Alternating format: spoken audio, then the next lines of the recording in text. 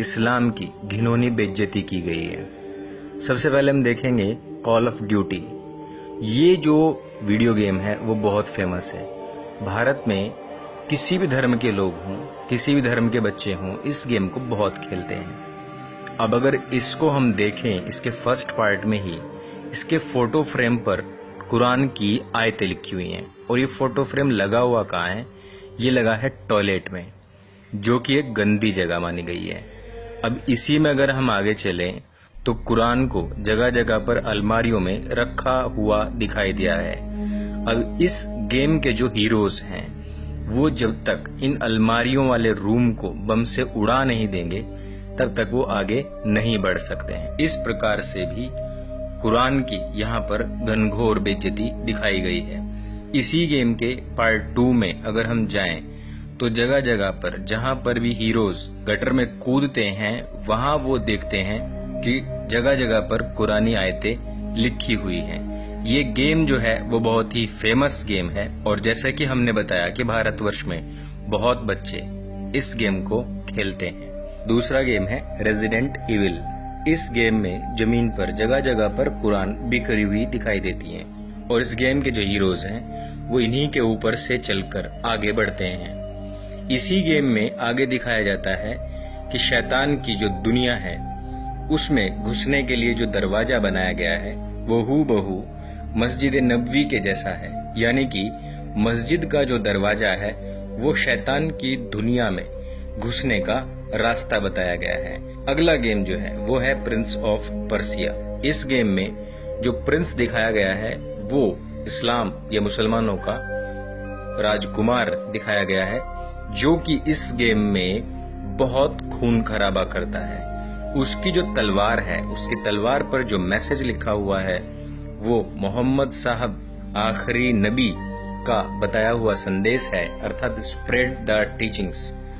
जो शिक्षाएं हमने आपको दी हैं उनको फैलाइए, और वो किसके जरिए फैलाइए? तलवार के जरिए फैलाइए।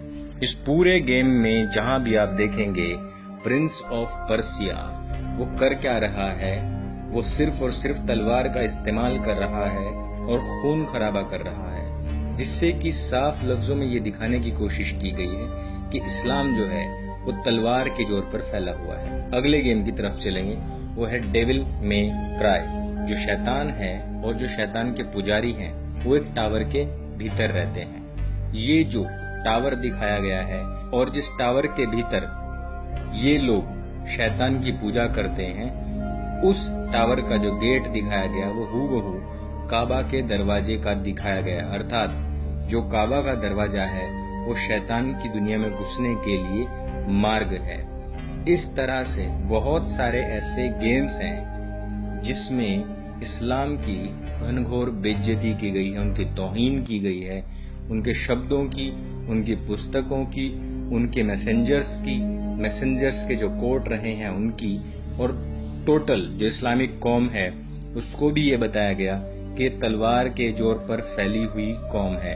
अब ये तो आपको भी पता है कि इन गेम्स के जो डेवलपर्स होते हैं वो लोग कौन होते हैं। ये सभी के सभी यूरोपियन कंट्रीज में बैठे हुए लोग हैं, वही लोग जो अपने आप को इस्लाम का सबसे बड़ा दुश्मन बताते हैं और इस्लाम को इंसानियत का सबसे बड़ा दुश्मन बताते हैं। ये वही लोग हैं जो कहीं ना कहीं क्रिश्चियनिटी को मानने वाले लोग हैं, या फिर वो लोग जो इस्लाम से नफरत करने वाले लोग हैं।